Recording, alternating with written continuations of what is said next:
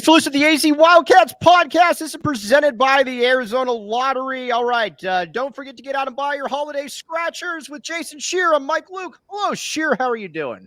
Splendid, Michael. All right, where are you coming from? Fill the folks in on where the good Jason Shear is. A Marriott in San Antonio. All right. Have you been down to the Riverwalk? I have not. I just got here last night, and it's colder than I thought it would be. Well, Sheer, either way, look fantastic. All right, so we got a lot to get to this show. We're going to talk, obviously, we're going to talk some Arizona basketball, some Arizona football, some JDL, all of that. But first, Arizona against FAU. Arizona lost to FAU in double overtime. I do not put much of a worry. I do not worry much about this because, again, at the end of the day, FAU is very, very good. They were a Final Four team that returned almost everybody, and Arizona lost in double overtime and didn't play particularly well. Yeah, this is one of those losses. It's not a huge concern. I mean, I thought Arizona played somewhat well. I thought FAU played really well. It still needed double overtime. Arizona's mistakes in that game are fixable. FAU's really good. I mean, I know people refer to them as a mid-major and all that. They're one of the best teams in the country. They're experienced. They're old. They had a player go off and play arguably the best game of his career. It just right. was one of, it's disappointing, but if Arizona played FAU 10 times, Arizona's probably winning 7 of them. Yeah, my big problem, there's a couple problems that I have, because at the end of the day, I still think that Arizona's the best team in the country. If I had to pick any team, if I had to pick any school, I would pick Arizona to win it all. A couple things, though. You can't give up that kind of lead. Arizona got out, and then it was almost like, we're really good. We don't need to worry about this anymore. You can't let a team like FAU get back in the game like they did, and that was no good, Sheer. Yeah, in college basketball, it's really hard to hold a lead against a good team, especially an early one. Like, even I think Tommy even alluded to it, like, we knew they would come back. Like, it's really hard to do. In an ideal world, you don't give up the lead, but, FAU's a really good team, and the one thing that did bother me about giving up the lead is I felt that they gave it up because Arizona stopped doing the things that got them the lead in the first place, which is just attacking the basket and kind of almost not having respect for FAU's defense, just doing what they do and executing at a high level. And that went away as the game went on. Yeah, all right. And there were a couple things that I didn't really get. I didn't really get the last second play calls either. Those ones still are kind of a little bit odd to me. I believe that for good or for bad, whatever you want to say it, I believe that Kylan Boswell, Caleb Love should be the one that's taking the last second shots, but not necessarily the last second shot where you give him the ball with 3 seconds left, 35 feet from the basket. I thought those end of regulation plays, I thought that ball, instead of Kylan shooting that, I thought that ball needed to be in Caleb Love's hands. I would agree with that. That was weird. And Tommy said, like, he basically said the plan was that, if they thought they were going to switch everything. And if they switched, the ball was going to wind up either with Caleb or Boswell and they could make something happen. But to me, I still want Caleb to be that guy. And if Caleb has to give up the ball because of pressure or anything like that, let him be the guy to give up the ball because you want him to be the one that gets that game-winning shot. Yeah, and he's shown again. Listen, he did some bad things down the stretch. We all know that. But again, it's one of those things. The good far outweighs the bad. The dunk where he's trying to be LeBron James, that was silly. You've just got to finish that. You've just got to get that bucket in there. And then the kind of was trying to be Jordan, the up and under. I didn't hate that one as much because I at least felt like that was a little bit of it, more of a difficult shot. Things like that, though, that's going to be par for the course. But what I keep telling people, and they're like, oh, well, why don't you get on Caleb more? Here's the thing. Like, Caleb Love, to me, at this point, has a lot of credits built up. Yes, he's going to have some maddening games, but he's also been the absolute dude with the game on the line. And he's done that quite a few times this year. So, again, I'm going to give him a little bit of the benefit of the doubt on some of those. Look, I mean, I think because of the big shots, we're ignoring the fact that Caleb went 8 of 25 from the field. That's awful. It's really bad. Right. He had the bad play on the dunk. I think that's really the only one that bothers me. The up and under doesn't really bother me. The dunk bothers me because you go and, you get a bucket or whatever. But it's hard to be too upset because he's still the only guy that wanted the ball at the end of the game and was willing to take the big shots and was willing to get fouled and make all those free throws and all that. So that was the full Caleb Love experience. That's what I call it. You're going to get the good and you're going to get the bad, and you got to figure out which one is more, easier to live with. And in that case, you probably live with the bad because the good was the reason why Arizona was in overtime in the first place. But what's wild about him, though, again, is that he makes that huge long-range three-point shot from 98 feet away. And then on top of that, those free throws, he would have made 35 of those in a row if he needed to. I mean, it's like you said, it's the full experience, but the full experience is still an experience that we all should enjoy. Yeah, I mean, I didn't really, I had more complaints about Kylan Boswell than I did Caleb in that game. Agree. All right, let's talk about Kylan Boswell. Kylan Boswell maybe might be using me as motivation because he's liking my tweets, Kylan Boswell. Never really seen that before, but whatever. Listen, Kylan Boswell is a good basketball player. He's better than Kerr Kriisa. Glad to have him. But again, there's the whole thing, and then I guess is where it got upset. I don't see the NBA thing. Could be totally wrong on that. And again, in those last second, I thought it was almost like he hesitated not to give the ball to Kylan or to Caleb Love or something at the end. It was weird, those last two possessions. I didn't quite understand what he was doing there. Again, he's a good player, but he's got to step his game up. He's just been kind of okay. Arizona needs a bigger Kylan Boswell. And like we talked about, when Jaden Bradley's come in, that's a lot of times when they've gone on their runs, coincidence or not. It's a very interesting decision because Kylan Boswell is absolutely capable of getting his own shot. We think he's a good shooter based on what he did earlier in the season. He was shooting a high percentage against good teams. That ball hasn't gone in, but a lot of times the shot looks good. Like I thought there were multiple shots against FAU that at least looked good. They just didn't go in. But at the same token, like Jaden Bradley runs the offense really well. He's very clearly a better defender. He's better in transition. And so it's tough. And I'm not giving up on Kylan Boswell. It is no, not at all. Nobody is, right? I don't want people to think that I'm saying bench Boswell and play him 10 minutes a game. No, I'm just saying that it wouldn't be a surprise if here in the next month, those minutes start to get closer and closer and closer. Right. Yes. TLN. And this is an interesting way of putting it. The thing is, Love went 8 of 25, but it didn't quite feel like it. I will say that I was surprised when I looked at the box score. It didn't feel like he was 8 of 25, but it did feel like Boswell was 4 of 30. Yeah. And I think part of that is because the big shots. Like, look, if Caleb loves big shots, if that three doesn't go in, you're looking at the box score, and all of a sudden he's 6 of 28, and you're like, right. Holy crap, this is the worst game I've ever seen. It just happens that he made the big shots, and you're like, okay, Arizona has a chance to win it because of Caleb Love. Right. Yeah. All right. Now we need to talk a little bit about the bench mob here. But first, Arizona Lottery again. Go out and buy your holiday scratchers today, my friends. Find a retailer like our good friends at Circle K near you at ArizonaLottery.com. Must be 21 years or older. Please enjoy responsibly. Put down just $1 and you can 500,000 back. That's how cool it is. And wink.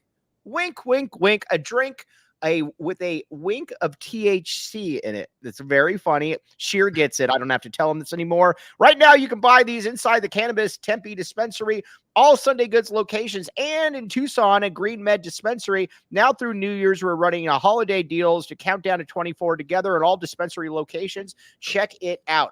All right, Jaden Bradley. Sheer, you and I differ on Jaden Bradley. You're still not sold on Jaden Bradley. I am sold on Jaden Bradley. He comes into the game. He changes things up immediately. He's a really good defender, and he's not nearly as hopeless offensively as Jason Shear tries to rally the troops to believe. No, he's not good offensively, Mike. He's good in transition. He can finish. He can get to the hoop. He averages like 2.5 points a game here. Jaden Bradley? He averages here. You did the thing the other day where I did it too, where it felt like he had 15 points against Alabama, but he shoots 43% and averages 4.7 points a game. Yeah, but he's only playing 19 minutes.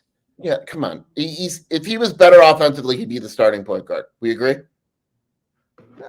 I ask the questions here, not I like his game a lot. Don't get me wrong. I like his game. Like I like what he does off the bench. I love his defense. I think in transition, he's very good. I just wish he was a little more of a threat to shoot the basketball and offensively. So you don't like KJ Lewis either? No, I love KJ Lewis. KJ's a threat to score more than Jaden. What's KJ averaging this season? I just voted KJ he's not going to win, and I kind of probably shouldn't have done it, but I just voted for KJ for freshman of the week.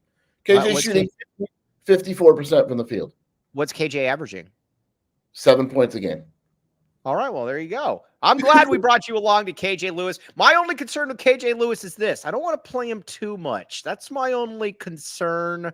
I don't think he's an NBA guy yet. But, again, you don't have to be an NBA guy to go to the NBA. Is he better than Dallin Terry?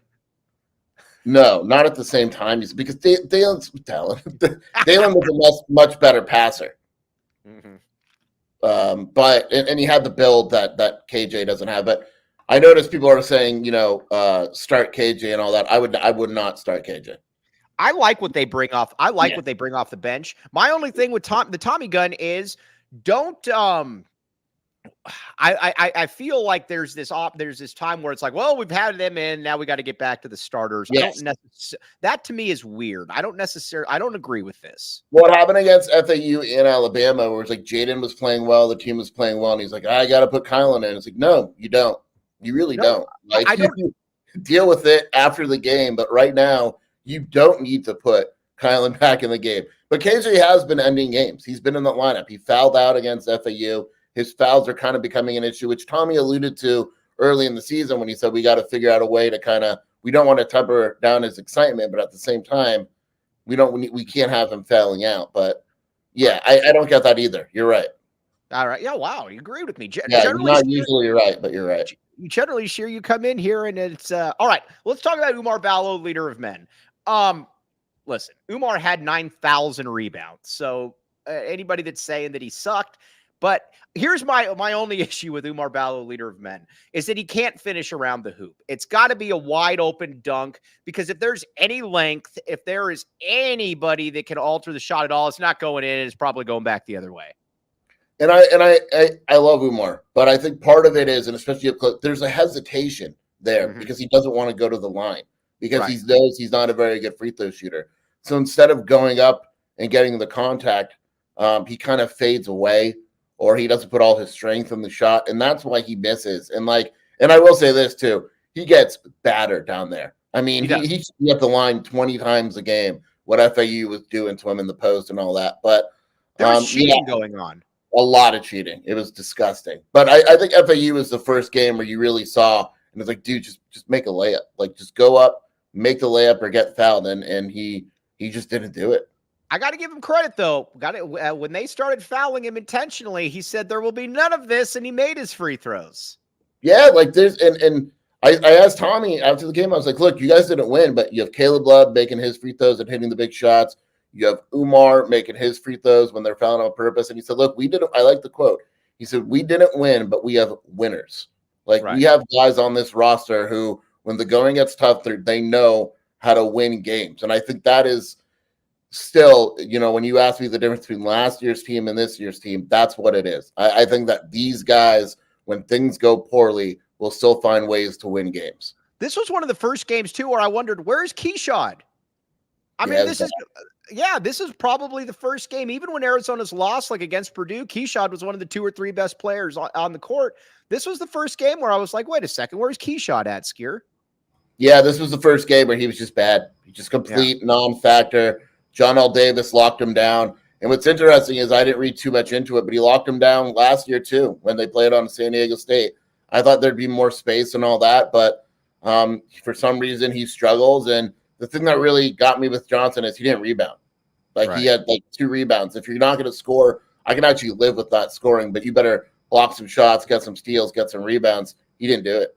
Right. He didn't do it. And again, that's something that, now Mount Krivas. I was a little surprised Krivas didn't play more in the second half. I actually think Cody James Martin made a good point that it felt like Krivas was okay in that first half, but there was no Krivas. And if Krivas isn't any kind of a factor coming off the bench going forward, that definitely limits Arizona in a way that I don't think that we saw it being limited before this happened, Jason Shearer.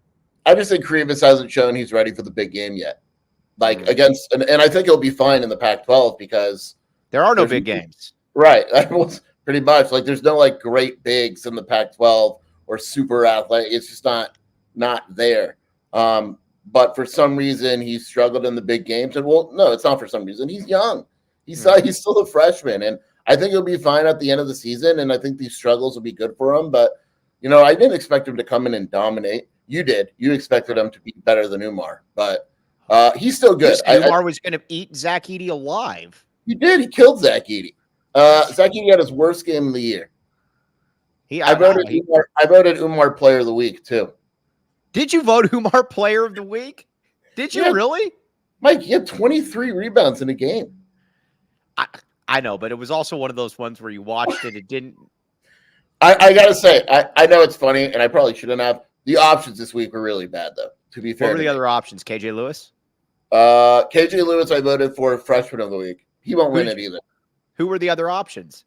Shellstad is probably going to win Freshman of the Week. I love Shellstad. Yeah, Shellstad's very, very good. And also, like, the other teams was like, yeah, KJ Simpson had 23 points, right? It was against Utah Tech.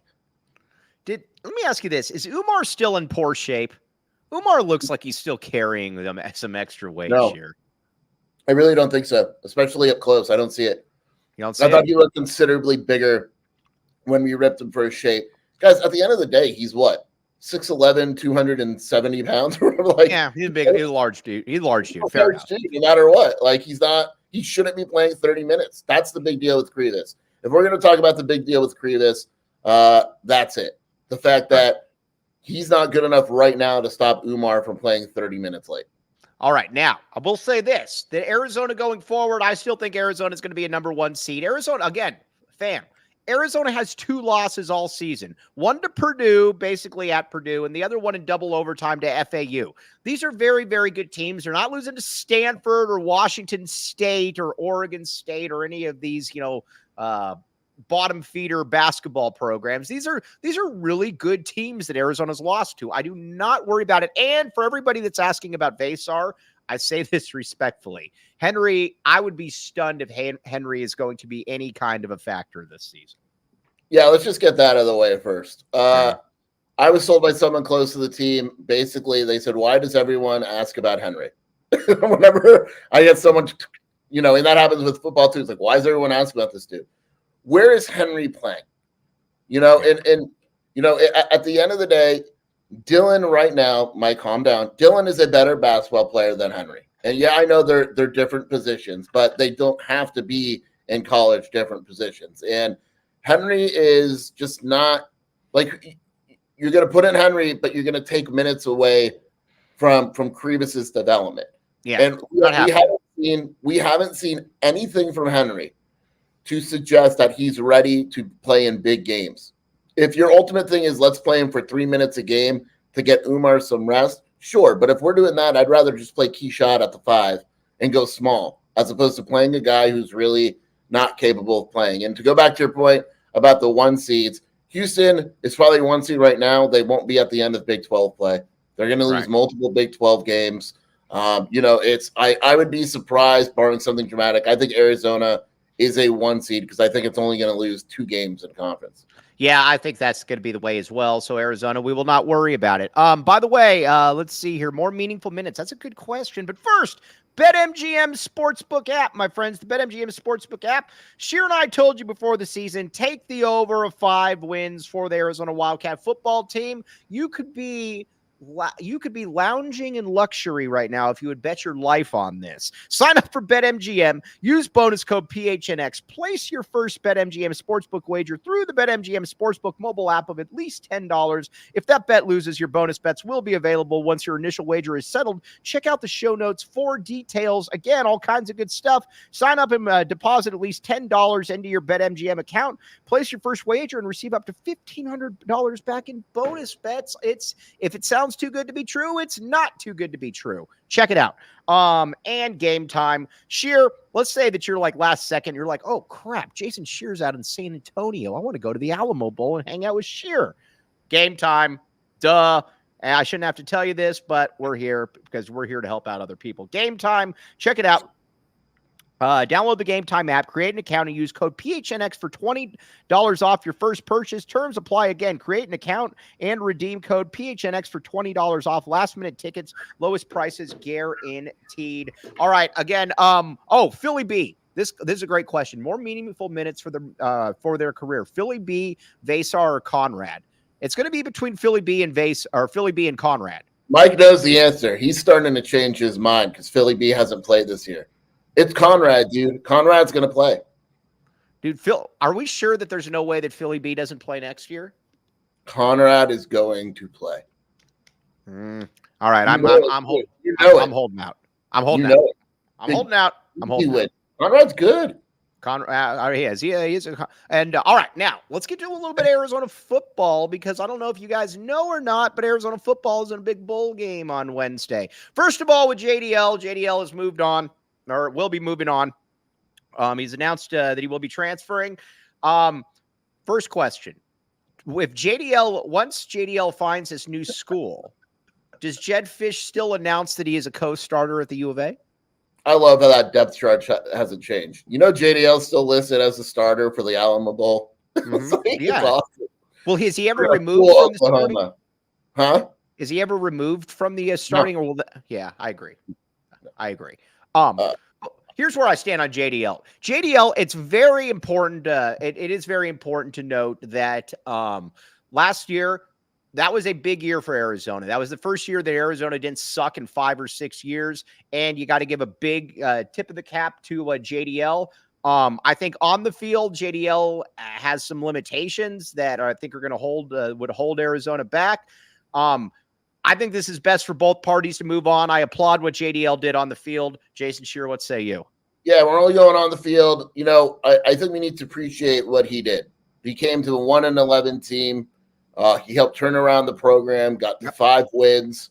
And not a lot of guys would have entered that situation like he did. And I think it was, to me at least, it was a big deal. Les Fifita, our guy Les. Yep, love Les. Tweeted that message out yesterday that basically said that they love Jaden, that he handled the thing the whole way.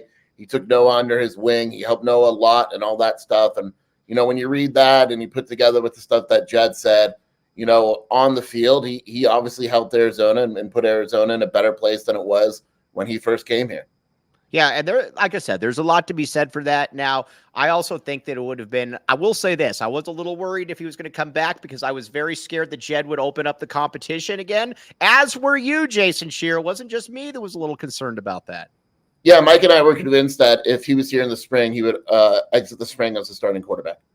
Yes, and because you could say, both were Pac-12 freshmen of the years. They both did a little bit of this, a little bit of that. So again, wish him well, but I think a parting of the ways is good for both schools. Shearer believes that he's going to end up at Hawaii. I don't think I've changed it. I like the Fresno UNLV.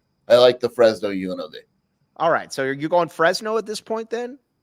Fresno's my leader in the clubhouse. Fresno. All right, I'll take that. All right. Now, Arizona, Oklahoma. I'm excited to see this game for a variety of reasons. First of all, you get to have an absolute five-star quarterback on the field for the first time for Oklahoma starting in this game. Oklahoma's got good wide receivers. I think it's going to be a good matchup for the Arizona defense. And I'm just curious to see where Arizona looks at a talent perspective. Yeah, look, I know that multiple Oklahoma players are in the portal or whatever, but at the end of the day, they're back. Well, look, Dylan Gabriel's awesome. Don't get me wrong. His backup was like a top 10 player in the country, the number 1 quarterback, who's the future of the Oklahoma program. I saw something yesterday. I looked it up just to put this game into perspective.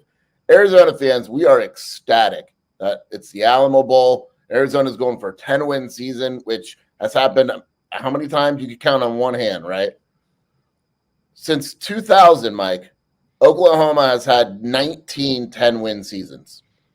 I got one for. How many times? Let me ask you this, Jason Shearer. How many times do you think since 2000 Arizona has finished the season ranked? Twice. Once. Well, I counted this year. The Rich Rod. All right. Sorry. Before. All right. So, all right. Twice. The Rich Rod Fiesta Bowl year. Yes. That is an impressive streak of futility. Yeah. It's like if you go to Oklahoma and you're not ranked, you're fired. Like, that to me is the biggest storyline. Like, you have Oklahoma, who's as good as it gets historically in college football. Right. They are a blue blood, whatever you want to call them, versus Arizona, a program just trying to make its way up. Like, this is one of those games, and it's fun to be around. All right, now starting question from Wavy Davy. Is that or Way Davy? Starting wide receivers next year. That's who I would like to see start. I have a feeling that Montana will not be able to be taken off the field, but those are the three guys. And I think I speak for Shear when I say those are the three people that Jason Shear would like to see start. Those are the three that I'd like to see start. I think they add one more. They're going to go portaling, and they're going to add another guy. If they can get an elite guy in the portal, they're going to go and do that. Right. Like if they go and add Matthews, and I know people are asking about Matthews, there's things going on there. But if they go on and add Matthews, you got to think that he challenges and all that. All right, let me ask you this, and we'll get back to the current on the field. Jacob Cowing, watching it last night, and I'm texting you guys, and you guys are all smarter than me in here, so I need your help as well. What does Zay Flowers do better than Jacob Cowing? I merely ask that because I am curious. I think the one thing we all came to agreement was that he's shiftier than Cowing. Yeah, for sure. I'll give him that. I think that's it. I think he's more likely. I love Cowing. Obviously, Cowing doesn't make a lot of people miss. That's just not his game. I think Zay is more likely to make it miss. Oh, so do we both think though that Jacob Cowing could be a sneaky value pick in this year's NFL draft? Somewhere maybe you get him in the 4th round, and then before long you look and he's got 700 yards. Yeah, wouldn't surprise me. Yeah, no, I like him. Who's doing that this season in the NFL? There was a guy I was just looking at. Zay Flowers. No, there's another one. Another one? Yeah, Keep in mind, everybody, Jason Shear watches all the NFL games now. Jason Shear didn't used to watch any NFL games. He watches all of them now because of me. Good work, Shear. Who are the rookie wide receivers? Oh, my gosh. It's going to bother me. All right. Well, either way. The other day, and it's like, oh, he's got – who's the dude? This is an amazing line. He was on the Chiefs. Oh, Rasheed Rice or whatever. Rice. Yeah. Right. Yeah. Oh. Yeah. All right. Yeah. Well, and what year? I was going to say, what round was he picked in? I have no idea. All right. Well, either way. Either way. Let me look it up. Kid out of SMU, I believe. I think he's from SMU, right? Yeah. He was drafted in the 2nd round. All right. I don't know that I see Cowan going in the 2nd round. Fine. But either way, you get what I'm saying. I think Cowan's going to be a steal for somebody. But the problem is he's also legitimately 5'8". He's not any taller than 5'8". He's legitimately 5'8". All right, now let's talk about Noah Fifita, ladies and gentlemen. Noah Fifita. Jason Shear has begrudgingly come around on Noah Fifita as well as the season has gone on. This is really, joking aside, this is really going to be a possible coming out party for him. Again, not that he hasn't already, but all eyes on you on a national broadcast playing Oklahoma. If he goes out there and throws for 400 yards, Arizona wins 4 touchdowns or whatever, you go into next year with a little bit of Heisman hype, Jason Shear. I was looking at I got excited last night because normally during the regular season you can't do this. Maybe it's a Texas thing. I don't know, but you can bet on college players' stats. Let me guess what his is. Over under 305 passing yards. Look at you, right on the dot. Amazing. What a lucky guess that was. Wow. 400 That's chance. a lot.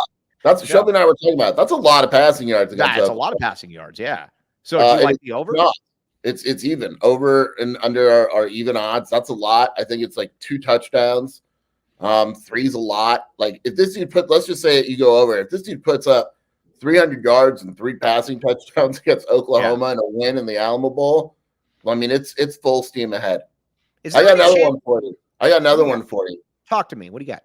Both guys got sizable offers from other schools and said no. Who, Noah? Noah and T-Mac. Oh, I believe that. Well, yeah. T-Mac was offered by one school. I don't know the school, but I know for a fact that T-Mac was offered over $1 million from another school and said no. Ooh. That is backing the A right there. Dude, is there any better backing of the A than saying, take your $1 million and buzz off? $1 million. Wow, that is, I like that one. A great deal. But you don't know who? I don't know who. I'll try to find out. Yeah, you'll tell me. Nebraska. Oh, let's just say it was Nebraska. Yeah, he wants to play with Dylan Raiola, but he just said, the Polynesian connection remains strong.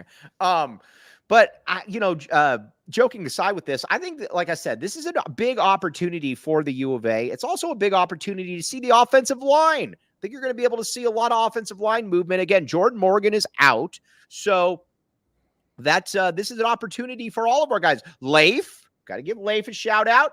Borjan, although I would like to see Big Jonah move to left tackle. I'd like to see Polito at right tackle because I believe that's what you're going to see next year, Skier. Yeah, Borjan, I'm a little iffy on.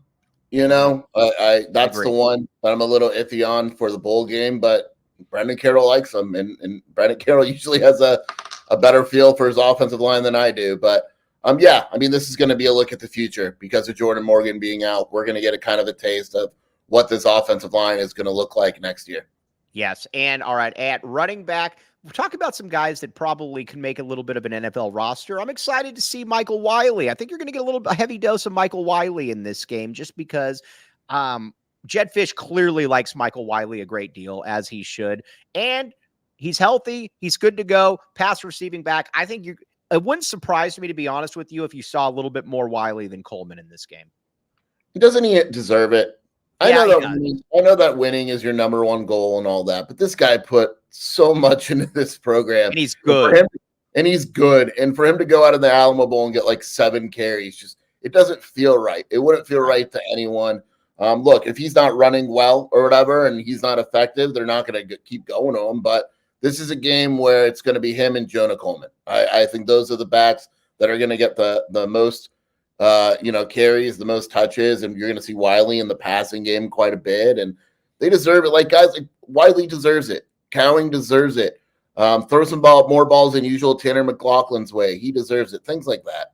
Yes, I love that. Oh, how about a little love for Scotty Graham? We'll get even more love for Scotty Graham. Scotty Graham is amazing. Scotty Graham is a leader of the Back the A movement, retweets so much of the Back the A, but this dude's awesome. Nobody ever fumbles under him. It's talk about Jed knowing what he was looking for in his personnel. Scotty Graham is that guy. Scotty Graham's the coolest. Yeah, just a really cool, nice dude. His coach, his players absolutely love him. You spend 10 minutes with Scotty Graham and you want to spend more. I mean, he's just that type of dude. You know what? If you spend 10 minutes at the Gila River Casino, you also want to spend more. We agree with this. We agree, correct? Yes. All right, and check it out. Here's the deal with the Gila River Resorts and Casinos. You do you at the Gila River Resorts and Casinos. Visit playathila.com for more details and all an unprecedented level of entertainment excitement that you won't find anywhere else in the desert. They've set a very, very high bar. And Shady Rays, one last one. Shady Rays, look at Shear. Shear's in San Antonio, and he's probably has the River Walk shining right on him. Shear would look even more amazing with some Shady Rays. Exclusively for our listeners, Shady Rays giving out their best deal of the season. Go to shadyrays.com and use code PHNX for 50% off 2 pairs of polarized sunglasses. Try for yourself the shades rated 5 stars by over 250,000 people. I think Arizona's going to do very well in the Big 12. They're going to drop more games in basketball for sure, but I think Arizona's going to be able to compete for a championship starting next year, Skier. Yeah, I would agree with that. I'm a little nervous about the fan base when Arizona basketball loses 7 games, but we'll get there. We'll get there when that time comes. Well, again, these are going to be tough games. We're not playing Oregon State. You know, it's kind of pathetic when you think about it as well, that we're already looking at the Arizona basketball schedule and we're like, man, we're going to get a 1 seed because bare minimum, this team's only going to have 4 losses. That, that's just the way it is. Let's see here. Has anybody reached out to Cruz rushing in the portal? Cruz will be a walk-on at Oregon. What else do we want to talk about? Oh, yeah. But Michael Wiley. And defensively, I think this is going to be a fun matchup because, again, Nick Anderson, my guy, or Nick Anderson? Yeah, Nick Johnson. No, Nick Anderson. You got it right. Yeah, that's going to be a good matchup. 6'5" wide receiver going against Ephesians Priceock, then Takario Davis on the other side, Drake Stoops. There's a lot of interesting matchups, so we're going to break down even more in depth tomorrow when Sheer comes on at noon. Noon, everybody. Noon. Notice the time change. Go ahead, Sheer. Yeah, I don't know where I'm going to do it from in the Alamo Bowl, but I'm going to do it live from the Alamo Bowl. Yeah, listen, here's the deal. We have boots on the ground. That is how impressive all of this is. Will you be able to find out by tomorrow what who the school was for T-Mac? Yeah, I'll try. By the way, we need Arizona to be rated higher than Oregon preseason next year in football. That would be fantastic. We need Arizona to smoke Oklahoma and then Oregon to lose to Liberty. And then Arizona could be preseason possibly rated higher. Let's say. Yes. Sorry, I was texting my source. You were texting your source? Yeah, you will get this. This is very good. $1 million is a lot of money, man. That's a lot of money. Good for team. Yeah. Good well, for look, T-Mac. if you're T-Mac, though, you live in life. And remember during the recruiting, like we went through like how T-Mac's a different type of dude. They have money. Fifita's family has money. Like they're not rich or whatever, but they have money. It's not like we're going to the highest bidder no matter what. He's with his best friend. They're loving life, and he's gone after a year anyway, right? Right. And you get to listen to us talk about you in such glowing terms. I mean, it really makes itself for everything. All right. Fifita as well, who was trying to lure him. Guys, we're going to find all of that out. That is called a tease, though, my friends. All right, Sheer, before we sign off, where can they find you causing your problems? In the streets of San Antonio. Right.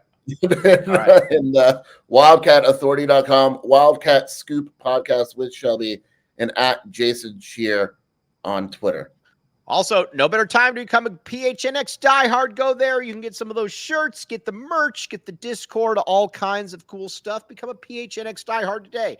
All right, a little bit of a shorter show, but don't worry. Tomorrow at noon, we will be back with you. Predictions, everything. We're going to try to make you guys money. That is what we're here for. But for the venerable Jason Sheer, I am Mike Luke. You have been listening to the AZ Wildcats podcast. We all silly like the mayor.